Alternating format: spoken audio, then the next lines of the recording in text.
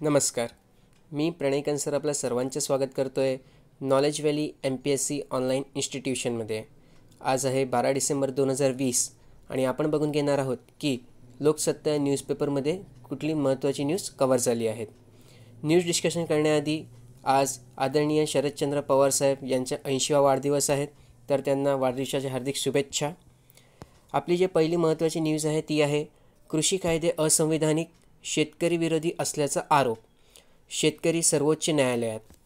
तर आपल्याला माहीत आहे की केंद्र सरकारने 3 कृषी कायदे आणले, ठीक आहे. तर या 3 कृषी कायद्याच्या विरोधात आता जे फार्मर्स आहेत, ठीक आहे, म्हणजे जे शेतकरी आहेत ते सुप्रीम कोर्टमध्ये गेलेत.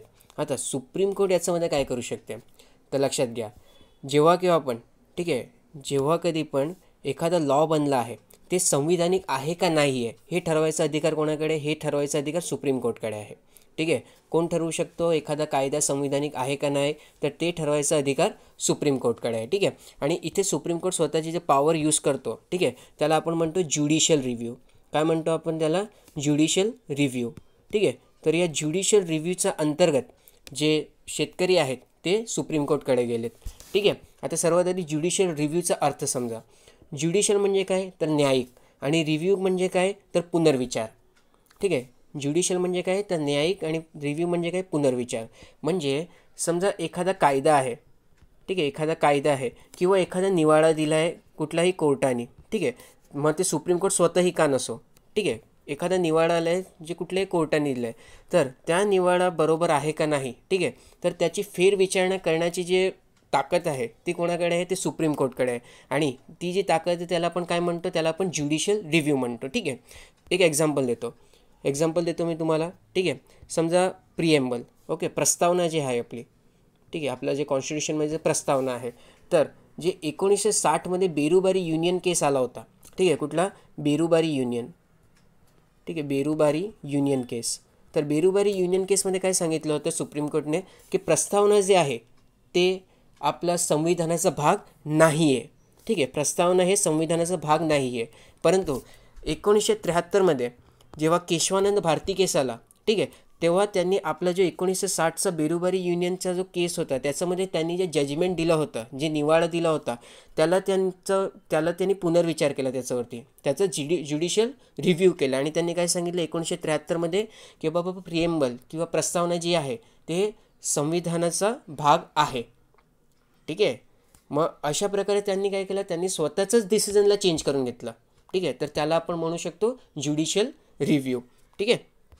तर लक्षात घ्या की ज्युडिशियल रिव्ह्यू जे आहे, ठीक आहे, ज्युडिशियल रिव्ह्यू जे आहे त्याची पॉवर सुप्रीम कोर्ट आणि हायकोर्टकडे आहे. आता हायकोर्टकडे कसं? तर समजा एखादा लोअर कोर्टने काहीतरी जजमेंट दिलं आहे, ठीक आहे, लोअर कोर्टने फाशीची सजा दिली एखादा विक्टिमला किंवा एखादा आरोपी आहे त्याला त्यांनी काय केलं? फाशीची सजा दिली, पण तो जाऊन पुन्हा हायकोर्टमध्ये अपील करू शकतो, बरोबर की नाही? म्हणजे काय झालं? तर हायकोर्टने काय केलं? तर लोअर कोर्टने जो जजमेंट दिला आहे त्याला पुन्हा रिव्ह्यू केला, ठीक आहे. तर रिव्ह्यूची ताकद कोणाकडे आहे? रिव्ह्यूची ताकद आहे ते सुप्रीम कोर्टकडे आहे आणि हायकोर्टकडे आहे, ठीक आहे. लक्षात ठेवा. आता सुप्रीम कोर्ट जेव्हा ज्युडिशियल रिव्ह्यू देईल तर तो कलम 32, ठीक आहे, कलम 32 आणि कलम 136 याचा अंतर्गत देईल ज्युडिशियल रिव्ह्यू, ठीक आहे. त्यानंतर हायकोर्टकडे जाऊया तर हायकोर्ट 226 आणि 227 हे 2 आर्टिकलच्या अंतर्गत तो ज्युडिशियल रिव्ह्यू करेल, ठीक आहे. आता कन्फ्लिक्ट आपल्याला माहिती आहे झालेला काय आहे करणं, ठीक आहे. काय आहे? तर ॲग्रिकल्चर. आपण काय बोललो? ॲग्रिकल्चर, ठीक आहे. ॲग्रिकल्चर किंवा शेती जी आहे ते कुठल्या लिस्टमध्ये येते? तर ती येते आपल्या स्टेट लिस्टमध्ये, ठीक आहे. स्टेट लिस्टमध्ये आपण बघितलं की 7th शेड्यूल, ठीक आहे, 7th शेड्यूल त्याच्यामध्ये आपले 3 सूची आहे. एक आहे राज्य सूची, ठीक आहे, दुसरं आहे केंद्र सूची आणि तिसरं आहे ते समवर्ती सूची, ठीक आहे.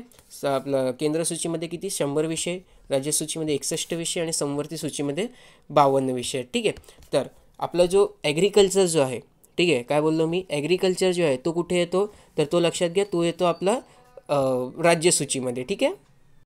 राज्यसूचीमध्ये जी एंट्री 28 आहे, ठीक आहे, एंट्री 28 ते बोलते कशाबद्दल? तर ते बोलते ॲग्रिकल्चरबद्दल, ठीक आहे. आता इथे बघा, ओके, तर राज्यसूचीतली एंट्री 28, ठीक आहे, इथे आहे एंट्री 28. तर एंट्री 28 कशाविषयी बोलते तर तो ॲग्रिकल्चरविषयी बोलते.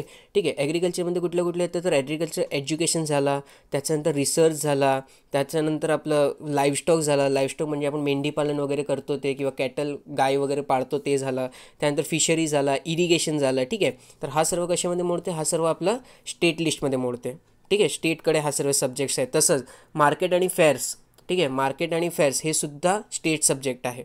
ओके, परंतु आता काय केलं आहे तर आता केंद्राने काय केलं तर केंद्राने आपली जी समवर्ती सूची आहे, ठीक आहे, त्याच्यामधला जो लिस्टचा 33 नंबर आहे, ठीक आहे, 33 नंबरची जी एंट्री आहे त्याच्यामध्ये काय लिहिलं आहे की प्रिन्सिपल ऑफ इंटरप्रिटेशन. एक मिनटं हां, एंट्री जो 33 आहे ते सांगते की ओके, तर एंट्री 33 जी आहे ती सांगते की हां, control production supply and distribution of product of any industry including agriculture. ठीक आहे, control production supply and distribution of products of any industry and including agriculture. ठीक आहे, तर याच्यावरती हा जो विषय आहे हा एंट्री 33मध्ये आहे. कुठे आहे तर समवर्ती सूचीमध्ये आहे. ठीक आहे, समवर्ती सूचीमध्ये आहे.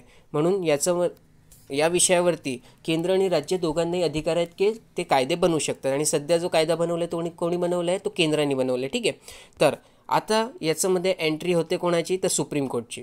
ठीक आहे, सुप्रीम कोर्टला सांगितलं गेलं आहे की बाबा केंद्राने जे कायदे बनवले, ठीक आहे, ते योग्य आहे की अयोग्य आहे ते तुम्ही ठरवा करणं. ठीक आहे, ते काय कोण ठरवणार तर ते आपलं सुप्रीम कोर्ट ठरवणार. सुप्रीम कोर्ट कुठला प्रिन्सिपलच्या अंतर्गत ठरवणार तर तो ज्युडिशियल रिव्ह्यूच्या अंतर्गत ठरवणार. ठीक आहे, आता लक्षात घ्या ज्युडिशियल रिव्ह्यू जे आहे, ठीक आहे, ज्युडिशियल रिव्ह्यू जे आहे ते basic structure of the constitution आहे. ठीक आहे, आता हे basic structure of the constitution कुठून आला तर केशवानंद भारती केस. ठीक आहे, केशवानंद भारती केस तिथे आपण बघितलं होतं की 24 एप्रिल. ठीक आहे, 24 एप्रिल 1973. ठीक आहे, 24 एप्रिल 1973 या दिवशी याचं जजमेंट आला आणि त्यांनी काय सांगितलं की जे काही basic structure of the constitution आहे त्याच्यामध्ये कुठल्याही प्रकारचा छेडछाड करता येणार नाही. आणि ज्युडिशियल रिव्ह्यूसुद्धा एक प्रकारचा हा बेसिक स्ट्रक्चर आहे. ठीक आहे, कॉन्स्टिट्यूशनचा. म्हणून ज्युडिशियल रिव्ह्यूचा अधिकार हा प्रत्येकाला आहे. आपण काय बघितलं की सुप्रीम कोर्टच्या अंतर्गत जर आपण ज्युडिशियल रिव्ह्यू घेत असू, ठीक आहे, तर आपल्याला आर्टिकल 32 आणि आर्टिकल 136च्या अंतर्गत येते. ठीक आहे, आर्टिकल 136 जो आहे तो आहे special leave to appeal by the Supreme Court. ठीक आहे, special leave to appeal by the Supreme Court. आणि 32 तर आपल्याला माहितीच आहे. तसं 226 आणि 227च्या अंतर्गत हायकोर्टमधनं आपल्याला ज्युडिशियल रिव्ह्यूविषयी मागता येतो करणं. ठीक आहे, आता लक्षात घ्या की CPI, ठीक आहे, कम्युनिस्ट पार्टी ऑफ इंडिया याचे खासदार आहेत. ठीक आहे, याचे खासदार आहे. त्यांनी काय सांगितलं की बाबा हा जे कायदे बनवलेत कृषी कायदे, ठीक आहे, तर त्याच्यामध्ये 3 पार्टी आहेत. ओके, 3 पार्टी आहे कोण कोण तर आपल्याला पहिला तर आहे आपला शेतकरी. ठीक आहे, दुसरं आहे आपलं राज्य आणि तिसरा जो आहे आपलं केंद्र.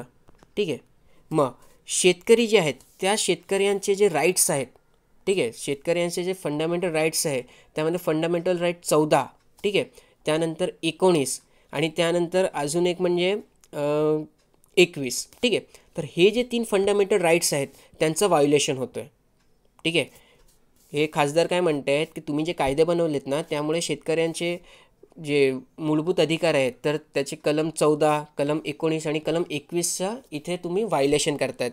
ठीक आहे, तसंच राज्य, ठीक आहे, तर राज्याचं कसं काय व्हायोलेशन होतं आहे तर राज्यसभेमध्ये काय असते तर राज्यांचे प्रतिनिधित्व असते ना. मग तुम्ही कलम 100 आणि कलम 107 अंतर्गत राज्यसभामध्ये जे काही कारवाई केली आहे, ठीक आहे, हा बिल पास करण्यासाठी, तर त्याच्यामुळे तुम्ही राज्यांचे जे अधिकार आहेत त्याला डालवलेत करणं. ठीक आहे, आणि हे सर्व कोणाला म्हटलं तर केंद्राला म्हटलं त्यांनी. ठीक आहे, आता आपण पटकन बघून घेऊ की आर्टिकल 14, 19, 21 काय म्हणतो. ठीक आहे, तर आर्टिकल 14 म्हणतो इक्वॅलिटी बिफोर लॉ, कायद्यासमोर समानता.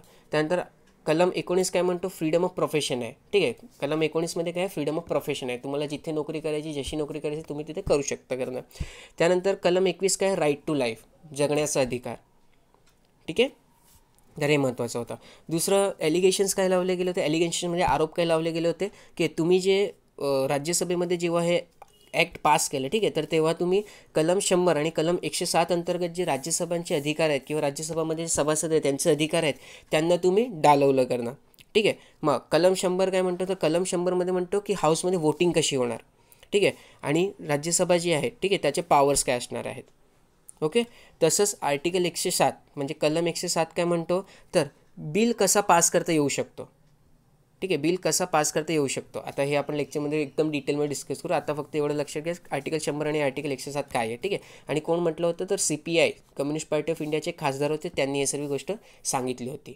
ठीक आहे, तर हे आपण बघितलं की कसं काय कुठल्या कायद्याच्या अंतर्गत हे शेतकरी जे आहे ते सर्वोच्च न्यायालयाकडे गेले. ठीक आहे, ज्युडिशियल रिव्ह्यू, आणि ज्युडिशियल रिव्ह्यू जे आहे हे basic structure of the constitution आहे. ठीक आहे, कधी ठरला होता तर तो 24 एप्रिल 1973 केशवानंद भारती केसमुळे ठरला होता. ठीक आहे, त्यानंतर ज्युडिशियल रिव्ह्यू काय असते तर स्वतःचा जो डिसिजन असतो त्याच्यावरती पुन्हा फेरविचार करणे. ठीक आहे, त्याला आपण ज्युडिशियल रिव्ह्यू म्हणतो. ओके, दुसरी काय न्यूज आहे बघू आपण. ओके, भारतीय वंशाचे राजा जॉन नासाचा चंद्रावीर चमूत. ठीक आहे, आर्टिमिस मिशन चाललं आहे सध्या नासाचा. तर ही मोहीम आर्टिमिस मिशनविषयी बोलूया आपण. तर ही मोहीम 2024 माणसाला चंद्रावर उतरवणार आहे. दशक अखेरीस चंद्रावर शाश्वत मानवी अस्तित्व निर्माण करण्याचा हेतू या मोहिमेत असून त्याची पहिली पायरी म्हणून 2024 पहिली महिला चंद्रावर उतरणार आहे. यापूर्वी अमेरिकेच्या अपोलो मोहिमांनी चंद्रावर मानवी मोहिमा राबवल्या होत्या.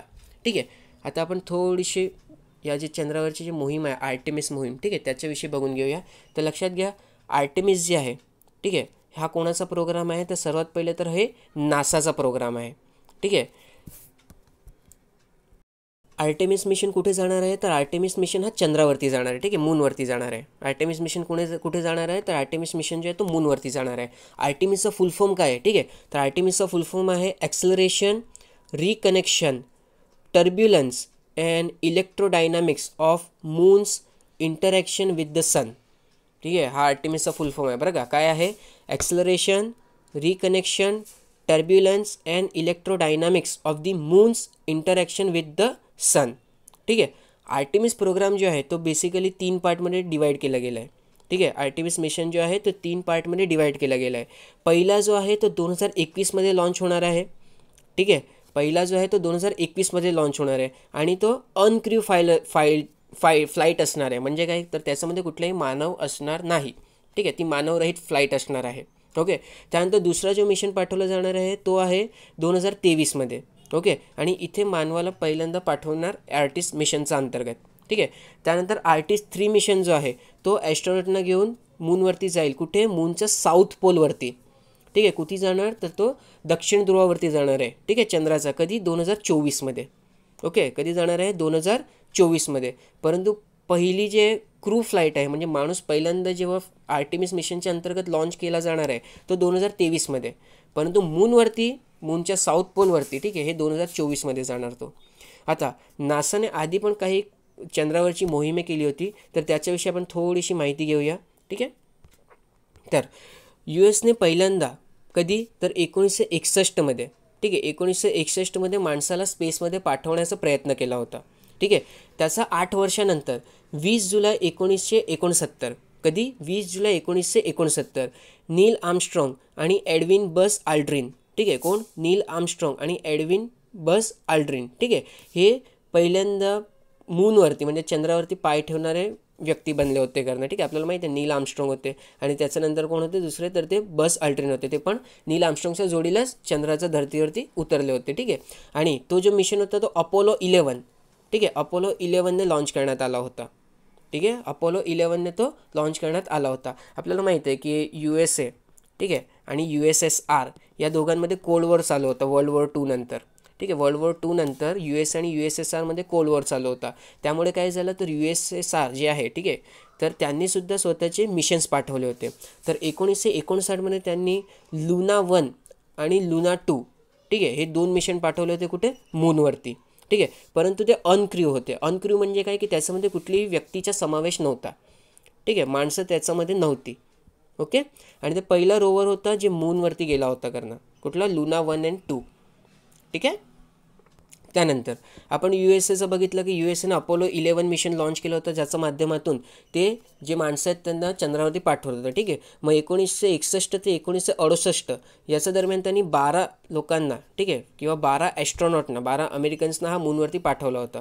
कधीपर्यंत, 1972. ठीक आहे, 1969 ते 1972. ठीक आहे, 1969 ते 1972 त्यांनी किती तर 12 अमेरिकन वैज्ञानिक होते ज्यांना हे चंद्रावरती पाठवलं होतं करणं. ठीक आहे. त्यानंतर आता चंद्रावरती जाणारा USA आणि USSR नव्हे तर USA झालं. त्यानंतर अमेरिकन स्पेस एजन्सी ज्याला आपण ESA म्हणू. त्यानंतर जापान, चायना आणि इंडियासुद्धा आहे. ठीक आहे, ज्यांनी चंद्रावरती स्वतःचे मिशन पाठवलेत करणं. ठीक आहे, लक्षात ठेवा. ESA काय आहे, युरोपियन स्पेस एजन्सी. त्यानंतर जापानची जाक्सा. त्यानंतर चायना आणि इंडिया. ठीक आहे, इंडियाची कुठली आहे, इंडियाची इस्रो आहे. आता इस्रोविषयी थोडीशी माहिती घेऊया. ठीक आहे, तर इस्रोने जे चंद्रयान मिशन लॉन्च केले, तर चंद्रयान 1 जो मिशन होता, ठीक आहे, चंद्रयान 1 जो मिशन होता तो आपण कधी चालू केला होता, तर 2007मध्ये चालू केला होता. ठीक आहे, आपण काय बोललो होतं की इंडियाची इस्रो आणि रशियाची रॉसकॉस्मोस, ठीक आहे, हे दोघंही मिळून आपण काय करू, आपण चंद्रावरती मिशन पाठवू. परंतु नंतर आपल्याला माहिती आहे की रशियाने स्वतःचा हात मागे खेचला. ठीक आहे, रशियाने काय केलं, रशियाने स्वतःचा हात जो आहे त्याला मागे खेचून घेतला. ठीक आहे, मग त्यामुळे काय झालं, तर त्यामुळे इंडियाला स्वतःलाच ते मिशन अख्खा लॉन्च करावं लागलं. भारताने शेवटी 2016मध्ये, ठीक आहे, 2016मध्ये स्वप्रयत्नानेच हा चंद्रयान 1 मिशन जो होता तो लॉन्च केला होता करणं. त्यानंतर आपण बघूया की आपण चंद्रयान 2 मिशन 2019मध्ये लॉन्च केला. ठीक आहे, काही तकनिकी गडबडीमुळे तो फेल झाला म्हणता येणार नाही, तरी त्यांनी जे ऑब्जेक्टिव्ह किंवा उद्देश जे ठेवले होते ते त्यांनी अचीव नाही करू शकला तो. ठीक आहे, त्याच्यामध्ये आपल्याला माहिती आहे की जो लँडर होता त्याचं नाव विक्रम होता, जो रोवर होता, ठीक आहे, जी 6 पायाची गाडी होती त्याचं नाव प्रज्ञान होता. ओके, हे सर्व आपण बघितलं. आणि आपण सध्या अजून चंद्रयान 3 जो आहे, ठीक आहे, चंद्रयान 3 जो आहे त्याच्यावरती काम करतो आहे. आणि लवकरच आपण चंद्रयान 3 पण एक्सपेक्टेड आहे की 2022पर्यंत चंद्रयान 3 जो मिशन आहे तो सुद्धा आपण लॉन्च करून टाकू. ठीक आहे, बाकी चंद्रयान 1 मिशनमध्ये काय काय आपल्याला भेटलं होतं ते सर्व इथे लिहिलेलं, तुम्ही एकदा गोथ्रू करू शकता. त्याला विचारलं जायची संभावना खूप जास्त कमी आहे. ठीक आहे, पण तुम्हाला बघायचं तुम्ही बघू शकता, नोट्स बनवून घ्या त्याचे इच्छा असेल तर. ठीक आहे, त्यानंतर नेक्स्ट जी न्यूज आहे ती आहे CMS-01 उपग्रहाचे 17 डिसेंबरला प्रक्षेपण. भारताचा CMS-01 हा दूरसंचार उपग्रह 17 डिसेंबरला श्रीहरिकोटा येथील अवकाश केंद्रावरून सोडला जाणार आहे, अशी माहिती भारतीय अवकाश संशोधन संस्था म्हणजे इस्रोने दिली आहे. या उपग्रहाचे प्रक्षेपण PSLV C50 या प्रक्षेपकाच्या मदतीने केले जाणार असून आतापर्यंतचे PSLVचे हे 52वे उडान असेल. सतीश धवन केंद्रावरून होणारे PSLV म्हणजे ध्रुवीय प्रक्षेपण हे दुसरे उडान आहे. त्याचा मदतीने सी बँड कमतरता विस्तारली जाणार असून त्यामुळे अंदमान निकोबार लक्षद्वीप देशाच्या अनेक भागातील दूरसंचार व्यवस्था सुधारणार आहे. ठीक आहे, खूप जास्त महत्त्वाचं आहे हा आपल्यासाठी. ठीक आहे, हा मिशन जो आहे तो खूप जास्त महत्त्वाचा आहे. ओके, CMS-01 हा उपग्रह आपण सोडणार आहोत कधी, 17 डिसेंबरला. ठीक आहे, कुठून सोडणार आहोत, तो श्रीहरिकोटा इथून सोडणार आहोत. आता PSLV C50 जो आहे, ठीक आहे, त्याचा हा 52वा उडान आहे. ठीक आहे, 52nd लॉन्च आहे PSLV C50चा.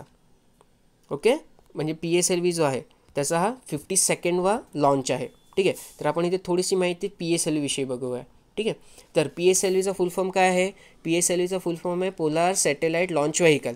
खूप जास्त महत्त्वाचं आहे, काय, पोलार सॅटेलाइट लॉन्च व्हेकल. ठीक आहे, आणि हा जो आहे तो 3rd जनरेशन लॉन्च व्हेकल आहे. कितवी जनरेशन आहे, 3rd जनरेशन लॉन्च व्हेकल आहे. ठीक आहे, आता लक्षात ठेवा की PSLV जो आहे तो आजपर्यंतचा सर्वात जास्त सक्सेसफुल लॉन्च व्हेकल आहे इंडियाचा. ठीक आहे, इंडियाचं सर्वात जास्त सक्सेसफुल लॉन्च व्हेकल आहे. ओके, तर 1994 ते 2017, ठीक आहे, या पिरियडमध्ये 48 हे लॉन्च केले होते आपण PSLVने. ठीक आहे, आणि त्याच्या मदतीने 209 सॅटेलाइट्स जे आहेत ते आपण अवकाशात सोडले. ठीक आहे, आणि PSLVचा अजून एक रेकॉर्ड काय माहिती आहे का, त्यांनी एका पाठोपाठ एक असे 39 सक्सेसिव्ह लॉन्च केलेत. ठीक आहे, 39 सक्सेसफुल लॉन्च केलेत जून 2017पर्यंत. ठीक आहे, खूप जास्त महत्त्वाचं आहे PSLV आपल्यासाठी. ओके, त्यानंतर आपला जो चंद्रयान 1 मिशन होता जो आपण 2008मध्ये पाठवला, आणि मॉम मिशन होतं, ठीक आहे, ज्याला मार्स ऑर्बिटल मिशन म्हणतो आपण, जे आपण 2013मध्ये पाठवला, ते सुद्धा आपण PSLVच्या मदतीनेच पाठवलं होतं. ठीक आहे, चंद्रयान 1 कधी 2008मध्ये आणि त्यानंतर मॉम मिशन कधी 2013मध्ये. ठीक आहे, आता थोडंसं माहिती आपण इथे दिली गेली आहे PSLV विषयी. ठीक आहे, तर त्याची हाईट किती आहे, तर 44 मीटर आहे. डायामीटर किती आहे, 2.8 मीटर आहे. त्यानंतर नंबर ऑफ स्टेजेस किती आहेत, 4 स्टेज आहे. ठीक आहे, लक्षात ठेवा. पहिला जो स्टेज आहे तिथे आपण सॉलिड फ्यूल वापरतो. ठीक आहे, दुसरा जो स्टेज आहे तिथे आपण लिक्विड फ्यूल वापरतो. ओके, तिसरी जो स्टेज आहे तिथे आपण पुन्हा सॉलिड फ्यूल वापरतो. ओके, आणि चौथी जे स्टेज आहे तिथे आपण पुन्हा लिक्विड फ्यूल वापरतो. ठीक आहे, खूप जास्त महत्त्वाचं आहे का, हे खूपच जास्त महत्त्वाचं आहे. पहिली जी स्टेज आहे त्याला आपण सॉलिड वापरतो, दुसरी लिक्विड, तिसरी पुन्हा सॉलिड आणि चौथी पुन्हा लिक्विड असते करणं. ठीक आहे. त्यानंतर आपण अजून काय म्हणतो, हां, त्याचा मास किती आहे तर 220 टन एवढा आहे. ठीक आहे. व्हेरियंट किती आहे तर 3 टाईपचे आहे. PSLV G आहे, PSLV CA आहे आणि PSLV XL आहे करणं. ठीक आहे. पहिली फ्लाईट कधी केली होती तर 20 सप्टेंबर 1993 रोजी त्यांनी पहिल्यांदा उडान केलं होतं करणं. ओके. तो किती पेलोड कॅरी करू शकतो, पेलोड म्हणजे तो किती सामान जोडीला नेऊ शकतो तर 1750 किलोग्राम एवढा तो सामान स्वतः जोडी नेऊ शकतो करणं. ठीक आहे. हे आपल्यासाठी खूप जास्त महत्त्वाचं आहे का, लक्षात ठेवा हे नंबर जे आहेत ते. अच्छा, आता 1750 किलोग्राम जर पेलोड नेला, ठीक आहे, तर त्याला आपण कुठेपर्यंत लॉन्च करू शकतो तर सन सिंक्रोनस ऑर्बिट जे आहे, ठीक आहे, सन सिंक्रोनस ऑर्बिट जे आहे जी की 600 किलोमीटर अंतरावरती आहे पृथ्वीचा तळा म्हणजे पृथ्वीचा सरफेसपासनं. ठीक आहे. जमिनीपासनं जे 600 किलोमीटर अंतर आहे, ठीक आहे, 600 किलोमीटर अंतर आहे, इथेपर्यंत आपण 1750 किलोचा जो सॅटेलाईट असतात, ठीक आहे, त्यांना PSLVच्या मदतीने लॉन्च करू शकतो. ठीक आहे. ओके. त्यानंतर जर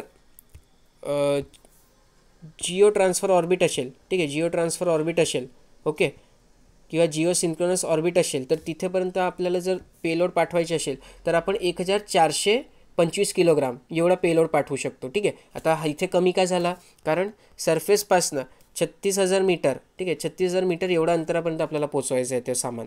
ठीक आहे. ते 36,000 किलोमीटर म्हणजे 36,000 किलोमीटर हा जो अंतर आहे, ठीक आहे, याला आपण काय म्हणतो तर एवढ्या अंतरवरती आपल्याला जिओ स्टेशनरी ऑर्बिट लागते. आपलं काय लागते, जिओ स्टेशनरी ऑर्बिट लागते. ठीक आहे.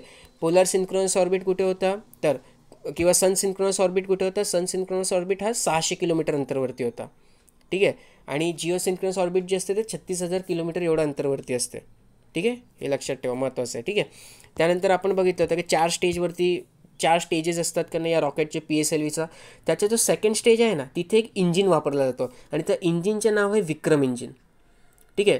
सेकंड स्टेजवरती जो इंजिन वापरला जातो तो कुठला इंजिन आहे, त्याचं नाव आहे विक्रम इंजिन आणि तो लिक्विड फ्यूल यूज करतो, बरोबर ना. पहिला सॉलिड, दुसरा लिक्विड, तिसरा सॉलिड, चौथा पुन्हा लिक्विड. ठीक आहे. तर ही सर्व माहितीची नोट्स करून घ्या. ओके. चला, तर आपण PSLV विषयी पण बघून घेतला. पुढे आहे IMAचा आंदोलनास देशभरातून प्रतिसाद. ठीक आहे. तर आपण थोडंसं IMA विषयी बघून घेऊ. तर पहिले तर लक्षात घ्या, आपण प्रेशर ग्रुप म्हणजे दबाव गट विषयी माहिती घेतली होती. ठीक आहे. दबाव गट किंवा हितसंबंधी गट. ओके. तर IMA सुद्धा एक प्रकारचा दबाव गट किंवा हितसंबंधी गट आहे. ठीक आहे. ही गोष्ट लक्षात ठेवा. आणि ही एक व्हॉलेंटरी ऑर्गनायझेशन आहे, म्हणजे तुम्हाला जर त्याच्यामध्ये भाग घ्यायचा तुम्ही घेऊ शकता, नसेल घ्यायचं तर तुमच्यावरती कुठल्याही प्रकारची बळजबरी करता येणार नाही. ठीक आहे. कोणासाठी काम करतो तर डॉक्टरांचा हा एक समूह आहे. ठीक आहे. जेवढे काही डॉक्टर्स आहेत ना त्यांचा हा एक समूह आहे. कधी अस्तित्वात आलं होतं तर 1928 साली अस्तित्वात आलं होतं. ठीक आहे. आणि तेव्हा त्याचं नाव काय होतं तर ऑल इंडिया मेडिकल असोसिएशन नाव होता. ओके. त्यानंतर 1930मध्ये त्याचं नाव बदललं आणि त्याचं नाव केलं आपण IMA, इंडियन मेडिकल असोसिएशन. ठीक आहे. आधी काय नाव होतं ऑल इंडिया मेडिकल असोसिएशन, नंतर त्याचं नाव बदलून आपण काय केलं तर इंडियन मेडिकल असोसिएशन. ठीक आहे. ही एक सोसायटी ॲक्टमध्ये ॲज अ सोसायटी रजिस्टर आहे. ठीक आहे. सोसायटी ॲक्टमध्ये ही ॲज अ सोसायटी रजिस्टर आहे. सध्या त्याचे 3,05,458 एवढे मेंबर्स आहेत. ठीक आहे. आणि ते सर्व डॉक्टर्स आहेत, बरोबर. सर्व जे आहेत ते डॉक्टर्स आहे आणि प्रत्येक राज्यामध्ये आणि प्रत्येक केंद्रशासित प्रदेशामध्ये यांचं प्रतिनिधित्व आहे करणं. ठीक आहे. म्हणजे त्या राज्य किंवा केंद्रशासित प्रदेशामधनं इथे मेंबर्स आलेले आहेत. हेडक्वार्टर कुठे आहे तर हेडक्वार्टर कलकत्ता येथे आहे. ठीक आहे. हेडक्वार्टर कुठे आहे तर हेडक्वार्टर कलकत्ता येथे आहे. आता IMA जो आहे, ठीक आहे, इंडियन मेडिकल असोसिएशन जो आहे तो एक जनरल बाहेर पाडतो. जनरल म्हणजे काय, एक साधारण पुस्तिका बाहेर काढतो. ठीक आहे. तो जनरलचं नाव काय आहे तर द इंडियन मेडिकल असोसिएशनची जी जनरल आहे त्याचं नाव काय आहे तर जिमा. ठीक आहे. General of the Indian medical association. ठीक आहे. काय फुल फॉर्म आहे त्याचा, general of the Indian medical association, ज्याला शॉर्ट फॉर्म काय आहे जिमा आहे. ठीक आहे. आणि हा खूप जास्त म्हणजे दुनियामध्ये, ठीक आहे, सर्वात जास्त विकली जाणारी, ठीक आहे, सर्वात जास्त विकली जाणारी एक जनरल आहे. ओके. इंडेक्स जनरल म्हणतो त्याला आपण. ओके. जनरलचे पण टाईप्स असतात, त्याच्यामध्ये इंडेक्स्ड जनरल. ठीक आहे. Indexed general. तर या कॅटेगरीमध्ये दुनियात, ठीक आहे, सर्वात जास्त विकली जाणारी कुठली जनरल असेल तर ती जिमा आहे. ओके. त्यामुळे ती महत्त्वाची आहे. ठीक आहे आपल्यासाठी. आणि हां, हे मंथली येते हां का, म्हणजे दर महिन्याला हा स्वतःची एक पुस्तिका हा प्रकाशित करते जनरल. ओके. हे लक्षात ठेवा. तर आपण हे IMA विषयी बघितलं. अजून बघूया काय. हां, दिल्लीत हजर होण्याच्या केंद्राचा आदेशाला पश्चिम बंगाल मुख्य सचिवांचा नकार. राज्यातील कायदा सुव्यवस्थेबाबत राज्यपालांच्या केंद्राला अहवाल. ठीक आहे. भाजपचे अध्यक्ष जगतप्रसाद नड्डा यांचा वाहनांच्या तोफ्यावर गुरुवारी करण्यात आलेला हल्ल्याचा प्रकरणानंतर पश्चिम बंगालचे राज्यपाल जगदीप धनखार यांनी शुक्रवारी केंद्राला राज्यातील ढासळता कायदा व सुरक्षा व्यवस्थेबाबत अहवाल सादर केला. ठीक आहे, तर पश्चिम बंगालमधले सध्याचे राज्यपाल कोण? तर जगदीप धनखार. ठीक आहे, कोण आहे राज्यपाल? तर जगदीप धनखार. आता आपण राज्यपालविषयी थोडीशी माहिती घेऊया. ठीक आहे, तर लक्षात ठेवा की कॉन्स्टिट्यूशन जो आहे, ठीक आहे, आपलं जो संविधान आहे त्याचा भाग 6 याच्यामध्ये राज्यपालविषयी किंवा स्टेट गव्हर्नमेंटविषयी माहिती दिली गेली आहे. ठीक आहे, आता राज्यपालशी रिलेटेड आर्टिकल कुठले कुठले आहे? तर कलम 153 ते कलम 167. ठीक आहे, कलम 153 ते कलम 167 मध्ये राज्यपालविषयी माहिती दिली गेली आहे. ओके, हे आपल्यासाठी महत्त्वाचं आहे, तेवढी आपण माहिती घेतली. आता लक्षात ठेवा की 7वी कॉन्स्टिट्युशनल अमेंडमेंट ॲक्ट, ठीक आहे, म्हणजे 7वी घटना दुरुस्ती 1956 मध्ये जे आली होती त्याच्यामध्ये काय सांगण्यात आलं होतं की 2 राज्यासाठी, ठीक आहे, 2 राज्यासाठी एक गव्हर्नर असू शकतो. ठीक आहे, हे महत्त्वाचं आहे. काय म्हटलं गेलं होतं तिथे? 2 किंवा 2पेक्षा जास्त राज्य असतील, ठीक आहे, 2 घ्या, 3 घ्या, 4 घ्या, जेवढे घ्यायचे तेवढं घ्या. ठीक आहे, तर 2 किंवा 2पेक्षा जास्त राज्य असतील तर त्या राज्यांसाठी एक हा आपला राज्यपाल असू शकतो. ठीक आहे, हे कधी ठरवलं आपण? तर 7व्या घटना दुरुस्तीने. ठीक आहे, 7वी संविधानिक घटना दुरुस्ती झाली होती 1956 मध्ये, तेव्हा आपण हे ठरवलं होतं करणं. ओके, आता थोडेसे आर्टिकल्स आहेत ते आपण बघून घेऊया.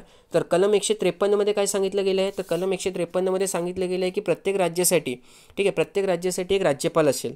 ओके, त्यानंतर कलम 154 मध्ये काय सांगितलं गेलं आहे? कलम 154 मध्ये सांगितलं गेलं आहे की राज्याचा जे काही कारभार असेल, ठीक आहे, तो राज्यपालाच्या नावाने होईल. ओके, त्यानंतर कलम 155 मध्ये काय सांगितलं गेलं आहे? कलम 155 मध्ये सांगितलं गेलं आहे की राज्यपाल जो आहे त्याची नेमणूक हे राष्ट्रपती करतील. ठीक आहे, त्यानंतर कलम 156 मध्ये काय सांगितलं गेलं आहे? कलम 156 मध्ये सांगितलं गेलं आहे term of the office of governor, म्हणजे काय? तर राज्यपाल जे आहे ते 5 वर्षासाठी ती जाग्यावरती राहतील करणं. ठीक आहे, एखादा व्यक्ती 5 वर्षासाठी राज्यपाल म्हणून त्या राज्यामध्ये राहू शकतो. परंतु लक्षात घ्या, 5 वर्ष झाले, तारीख आली म्हणजे जागा सोडायची असं नाही आहे. ठीक आहे, जोपर्यंत दुसरा राज्यपाल येऊन ती जागा घेत नाही तोपर्यंत राज्यपाल स्वतःचा राजीनामा देत नाही. ठीक आहे, ते त्या जागेवरती कंटिन्यू करतात. त्यानंतर क्वालिफिकेशन, तर राज्यपाल बनायचे असेल तर तुम्हाला कमीत कमी 35 वर्ष, ठीक आहे, ही तुमची आयु असली पाहिजे. ओके, आणि तुम्ही भारताचे नागरिक असले पाहिजेत. ठीक आहे, त्यानंतर कंडिशनमध्ये तेच आहे, तुम्ही भारताचे नागरिक वगैरे असलं पाहिजे, कुठे ऑफिस ऑफ प्रॉफिट तुम्ही कॅरी करता कामा नाही करणं. ठीक आहे, दुसरी महत्त्वाची गोष्ट म्हणजे काय? तर सरकार या कमिशन, ठीक आहे, सरकार या कमिशन, तर यांच्याविषयी आपण आपल्या लेक्चरमध्ये डिस्कस करणार आहोत. त्यांनी खूप जास्त महत्त्वाचे रेकमेंडेशन किंवा शिफारशी दिले होते. ठीक आहे, की राज्यपालविषयी आपल्याला काय काय म्हणजे काय काय गोष्टी आहे ज्यांना लक्षात घेतलं पाहिजे राज्यपालची नेमणूक करताना. ठीक आहे, त्यानंतर कलम 159, कलम 159 मध्ये काय सांगितलं गेलं? ओथ आणि अफर्मेशन. ठीक आहे, म्हणजे प्रतिज्ञा घ्यावी लागते ना. तुम्ही एखाद्या जागेवरती, एखाद्या कॉन्स्टिट्युशनल सीटवरती आले तर तुम्हाला प्रतिज्ञा घ्यावी लागते. ठीक आहे, तर प्रतिज्ञा कोणासमोर घ्यायची? तर हायकोर्टचे जे चीफ जस्टिस असतात, ठीक आहे, चीफ जस्टिस ऑफ हायकोर्ट असतात, त्यांच्यासमोर राज्यपालाला प्रतिज्ञा घ्यावी लागते. जर ते उपस्थित नसतील तर ते सांगतील त्या व्यक्तीसमोर राज्यपालांनी प्रतिज्ञा घ्यायची असते. ठीक आहे, त्यानंतर कलम 160 मध्ये काय सांगितलं गेलं? कलम 160 मध्ये सांगितलं गेलं आहे की जर सिच्युएशन चांगली नसेल, ठीक आहे, तर गव्हर्नर हा तिथे फंक्शन वगैरे बघेल. ठीक आहे, काही एक बोलतो ना क्रिटिकल सिच्युएशन्स वगैरे आली, ठीक आहे, तर गव्हर्नरकडे ऑफिशियल म्हणजे गव्हर्नरकडे अधिकार आहे, राज्यपालकडे अधिकार आहे तो तिथे स्वतःचे फंक्शन्स वगैरे त्यांना हे यूज करू शकतो. ठीक आहे, आणि आता जे अहवाल वगैरे पाठवला आहे, ठीक आहे, ते पण त्याच्या अंतर्गतच त्यांनी पाठवलेलं आहे. अजून एक महत्त्वाची गोष्ट म्हणजे काय? तर समजा काहीही प्रॉब्लेम झाला असेल, ठीक आहे, काहीही प्रॉब्लेम झाला असेल राज्यामध्ये, तर जे राज्यपाल आहे, ठीक आहे, तर राज्यपाल आहे ते एक अहवाल पाठवू शकतात. ठीक आहे, अहवाल पाठवू शकतात. कोणाला? तर ते प्रेसिडेंटना, ठीक आहे, म्हणजे राष्ट्रपतींना. आणि त्या अहवालाचा आधार घेऊन, ठीक आहे, जे प्रेसिडेंट आहे ते कलम 356 हे यूज करू शकतात. कलम 356 म्हणजे काय? तर राज्यातली आणीबाणी. ठीक आहे, ज्याला आपण प्रेसिडेंट रूल म्हणतो. ठीक आहे, प्रेसिडेंट्स रूल. ओके, लक्षात ठेवा. तर राज्यपालचा अहवालाने जे आपले प्रेसिडेंट आहे ते एखाद्या राज्यामध्ये प्रेसिडेंट रूल लावू शकतात. ठीक आहे, पण असं गरजेचं आहे का? उत्तर आहे नाही. राज्यपालाने अहवाल नसेल दिला तरी प्रेसिडेंटला वाटला की बाबा संविधानिक जे आपली मशिनरी आहे, ठीक आहे, संस्था आहे, तर त्याच्यामध्ये काही बिघाड होतं आहे, तरीसुद्धा जे प्रेसिडेंट आहे, राष्ट्रपती जे आहेत ते राष्ट्रपती शासन लावू शकतात. ठीक आहे, ज्याला आपण इंग्रजीमध्ये प्रेसिडेंट रूल म्हणतो. आर्टिकल कुठला? आर्टिकल 356. ठीक आहे, तर हे आपण थोडीशी माहिती घेतली कोणाबद्दल? तर राज्यपालबद्दल. आता भारत उझबेकिस्तान यांच्यात 9 करारांवर स्वाक्षऱ्या. ठीक आहे, थोडंसं इथे मॅप बघून घ्या की उझबेकिस्तान आहे कुठे. ठीक आहे, लक्षात ठेवा की जेव्हा सेंट्रल एशियन कंट्री, ठीक आहे, मध्य आशियाई कंट्रीचं नाव विचारलं तुम्हाला तर हा एक ट्रिक लक्षात ठेवा. UKT, एक मिनटं हां, तर ट्रिक काय आहे? KTUKT. ठीक आहे, KTUKT लक्षात ठेवायचं जेव्हा पण तुम्हाला मध्य आशियाई राष्ट्र विचारले तेव्हा. ठीक आहे, आता के वरनं कुठला? तर के वरनं कझाकस्तान. ठीक आहे, के वरनं कझाकस्तान. त्यानंतर टी वरनं काय? तर टी वरनं टर्कमेनिस्तान. ठीक आहे, टर्कमेनिस्तान. ओके, यू वरनं काय? तर यू वरनं उझबेकिस्तान. ठीक आहे, यू वरनं काय? यू वरनं उझबेकिस्तान. त्यानंतर पुन्हा के वरनं काय? तर के वरनं किर्गिस्तान. ठीक आहे, किर्गिस्तान. ओके, आणि पुन्हा टी वरनं काय? तर टी वरनं ताजिकिस्तान. ओके, टी वरनं ताजिकिस्तान. तर KTUKT असं एक संक्षेपमध्ये आपण लक्षात ठेवू शकतो. ठीक आहे, कधी मध्य आशियाई राष्ट्र विचारले तर सर्व स्थानवाले राष्ट्र. ठीक आहे, स्थानवाले राष्ट्र. परंतु इथे अफगाणिस्तान येत नाही. हां, हे महत्त्वाचं आहे. अफगाणिस्तान, पाकिस्तान हे इथे येत नाही. ठीक आहे, त्यानंतर आता थोडीशी आपण कॅपिटलसुद्धा बघून घेऊ. ठीक आहे, तर कझाकस्तान जे आहे त्याची कॅपिटल कुठली आहे? तर कझाकस्तानची कॅपिटल अस्ताना आहे. ठीक आहे, त्यानंतर तर्कमेनिस्तानची कॅपिटल कुठली आहे? तर तर्कमेनिस्तानची अश्काबाद आहे. ठीक आहे, आणि अश्गाबाद ॲग्रीमेंटसुद्धा आपण साईन केलं आहे. ठीक आहे, हे लक्षात ठेवा. उझबेकिस्तानची कुठली आहे? तर उझबेकिस्तानची ताशकेंत आहेत. ठीक आहे, उझबेकिस्तानची कुठली आहे? तर उझबेकिस्तानची ताशकेंत आहेत. ताजिकिस्तानची कुठली आहे? तर ताजिकिस्तानची दुशांबे आहे. ठीक आहे, आणि त्यानंतर किर्गिस्तानची कुठली आहे? तर किर्गिस्तानची हे बिश्केक आहे. ठीक आहे, आता तुम्हाला विचारू शकतात की बाबा आपलं उत्तर ते दक्षिणेमध्ये हे कॅपिटल लावा. ठीक आहे, तर पहिली कुठली येईल? पहिली अस्ताना येईल, त्यानंतर बिश्केक येईल, त्यानंतर ताशकेंत येईल, ताशकेंतनंतर दुशांबे, आणि दुशांबे म्हणणं अश्गाबाद. ठीक आहे, त्यानंतर तुम्हाला विचारलं जाऊ शकतं की बाबा पश्चिमेकडून पूर्वेकडे हे कॅपिटल लावा. ठीक आहे, तरी तुम्हाला हे माहीत असलं पाहिजे. ओके, तर पहिला आपण येईल काय? अश्गाबाद येईल. ठीक आहे, त्यानंतर आपण ताशकेंत, दुशांबे, अस्ताना, आणि शेवटी मग बिश्केक. ठीक आहे, माहीत असलं पाहिजे बरं का, विचारलं जाऊ शकते. मग तुम्ही पण त्याचे नोट्स बनवून घ्या. आता एक लक्षात घ्या की सध्या आपण उझबेकिस्तान जोडी स्वाक्षरी केलेत ना करारावरती, तर उझबेकिस्तान आणि भारत हे SCOचे मेंबर आहेत. ठीक आहे, विचारलं जाऊ शकतं ना का हे कंट्री आहेत तर हे कुठल्या एक इंटरनॅशनल ऑर्गनायझेशनमध्ये मेंबर आहेत. तर आपण इथे थोडीशी माहिती SCO विषयी घेऊन ठेवू. ठीक आहे, तर SCO काय आहे? तर SCO हा इंटर गव्हर्नमेंटल ऑर्गनायझेशन आहे. ठीक आहे, आणि ते एक युरेशियन ऑर्गनायझेशन आहे. युरेशियन म्हणजे काय? तर युरोप आणि एशिया यातले जे राष्ट्र आहेत ते या ऑर्गनायझेशनमध्ये, ठीक आहे, किंवा या संघटनेमध्ये एकत्रित आले म्हणून त्याला काय म्हणू आपण? त्याला युरेशियन ऑर्गनायझेशन म्हणून. ठीक आहे, ही पॉलिटिकल, इकॉनॉमिकल, मिलिटरी ऑर्गनायझेशन आहे. ज्याचं काम काय आहे? तर पीस, सिक्युरिटी आणि स्टेबिलिटी ठेवणे. ठीक आहे, शांतता, सुरक्षा आणि आपल्या इथे स्टेबिलिटी. ठीक आहे, हे एन्श्योर करायचं काम कोण करतं? हे एन्श्योर करायचं काम करतं SCO. ठीक आहे, आता लक्षात घ्या SCO जे आहे ते 2001मध्ये अस्तित्वात आली. ठीक आहे, कधी अस्तित्वात आली? 2001मध्ये. परंतु SCOचा आधी शांघाय फाय, ठीक आहे, काय बोललो मी? शांघाय फाय म्हणून एक ऑर्गनायझेशन किंवा एक संघटना होती, ती अस्तित्वात होती. ठीक आहे, शांघाय फाय कधी अस्तित्वात आली होती? तर शांघाय फाय 1996मध्ये अस्तित्वात आली होती. ठीक आहे, शांघाय फाय जे आहे ते 1996मध्ये अस्तित्वात आली होती. ओके, तेव्हा त्याचे मेंबर कोण होते? तर कझाकस्तान होता, चायना होता, किर्गिस्तान होता, रशिया होता आणि ताजिकिस्तान होता. ठीक आहे, परंतु 2001मध्ये त्याच्यामध्ये उझबेकिस्तान जॉईन झाला. ठीक आहे, 2001मध्ये कोण जॉईन झाला? उझबेकिस्तान जॉईन झाला. आणि त्यानंतर 2017मध्ये इंडिया आणि पाकिस्तानसुद्धा त्याच्यामध्ये जॉईन झाले. ठीक आहे, कुठला डिक्लेरेशन होता तो? तर तो होता अस्ताना डिक्लेरेशन. ठीक आहे, अस्ताना डिक्लेरेशन. या डिक्लेरेशन साईन करून इंडिया आणि पाकिस्तानसुद्धा हा SCOचे मेंबर झाले. आता SCOचे मेंबर्स जे आहेत त्यांना कसं लक्षात ठेवायचं?